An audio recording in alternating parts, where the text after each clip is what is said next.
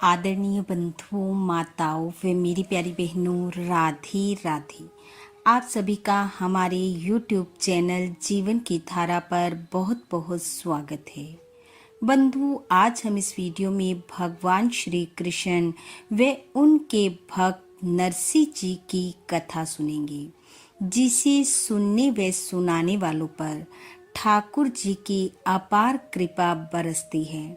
कथा सुनने के बाद यदि आप हमारे चैनल पर नए हैं तो कृपया हमारे चैनल को सब्सक्राइब करें, बेल आइकन को प्रेस करें ताकि हमारी वीडियो की नोटिफिकेशन सबसे पहले आप तक पहुंचे। वीडियो को शेयर व लाइक भी जरूर करें। कथा के अनुसार नरसिंह जी भगवान श्री कृष्ण के अनन्य भक्त थे और ठाकुर भी अपने भक्त की भक्ति से सदैव प्रसन्न रहते थे।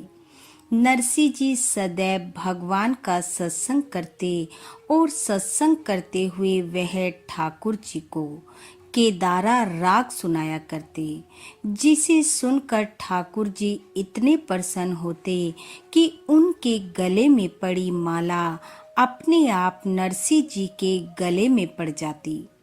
एक बार नरसिंह जी के घर कुछ संत पधारे, जिन्हें भोजन करवाना था। राशन के नाम पर घर में कुछ नहीं था। नरसिंह जी उधार राशन लेने के लिए सेठ की दुकान पर पहुंचे, पर सेठ ने राशन के बदले नरसिंह जी को कुछ गिरवी रखने को कहा। तब नरसिंह जी ने अपना केदारा राग का भजन गिरवी रख दिया और सेठ से ये वायदा किया कि उधार चुकाने तक इस राग को कभी नहीं गाऊंगा। तब सेठ ने नरसिंह जी को राशन दिया। राशन लाकर रसोई बनाई गई और संतों को भोजन करवाया गया। उधर राजा को नरसिंह जी से जलने वाले पंडितों ने भड़काया कि नरसिंह जी सब ढोंग करते हैं, भजन गाते हुए माला को कच्ची डोर से बांधते हैं, जिससे माला अपने आप गिरकर उनके गले में पड़ जाती है। राजा ने परीक्षा लेने के लिए नरसिंह जी को अपने भक्त समाज सहित महल में भजन सत्संग करने के लिए बुलाया और कहा कि हम भी ठाकुर जी की कृपा के दर्शन करना चाहते हैं। नरसिंह जी संतों के साथ राजा के महल में गए और सत्संग शुरू कर दिया। राजा ने अभिमान में आकर रेशम की मजबूत डोर मंगाई और उसमें हार पिरोकर ठाकुर जी को पहनाया। नरसिंह जी ने कीर्तन आरंभ किया।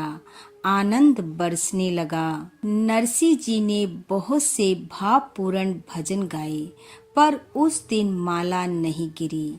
नरसिंह जी के विरोधी बहुत प्रसन्न हुए कि अब राजा नरसिंह जी को दंड देगा, क्योंकि ठाकुर जी की माला केदारा राग सुनने से ही गिरती थी और नरसिंह जी केदारा राग को गिरवी रखे हुए थे।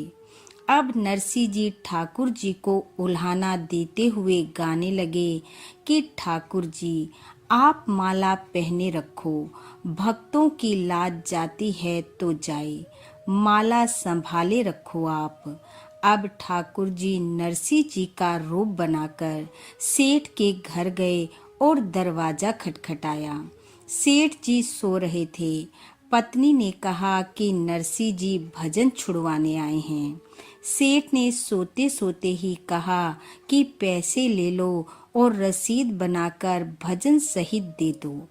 उधर नरसिंह जी भाव से कीर्तन कर रहे थे, पर सब संत हैरान थे कि आज नरसिंह जी केदारा राग क्यों नहीं गा रहे।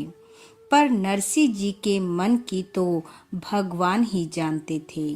भगवान ने एक भक्त का रूप बनाया और नरसिंह जी के पास जाकर उनकी गोद में भजन और रसीद डाल दी। बस फिर क्या था, नरसिंह जी जान गए कि ये ठाकुर जी की लीला है। उन्होंने उसी समय भाव से केदारा राग का वो भजन गाना शुरू कर दिया। सब समाज आनंद से भर गया और इस बार ठाकुर जी स्वयं सिंहासन से उठे, नूपुरों की झन झन ध्वनि करते हुए स्वयं जाकर नरसिंह जी के गले में हार पहनाया और अपने भक्त का मान बढ़ाया। यह दृश्य देखकर राजा और नरसिंह जी के विरोधी पंडित नरसिंह जी की भक्ति से अत्यंत प्रभावित हुए। अपने किए कि उन्होंने नरसिंह जी से क्षमा मांगी और सदैव के लिए नरसिंह जी के संग वो भी ठाकुर जी के भक्त बन गए और भगवान अपने भक्त का मान बढ़ाकर अंतर ध्यान हो गई। बोलो भक्त वत्सल भगवान की जय। बोलो ठाकुर जी महाराज की जय। बंधुओं, भगवान श्री कृष्ण की कृपा आप व आपके परिवार पर सदैव बनी रहे। आपका घर आंगन खुशियों से महकता रहे। इन्हीं शुभकामनाओं के साथ आप सबका बहुत बहुत धन्यवाद। राधे राधे।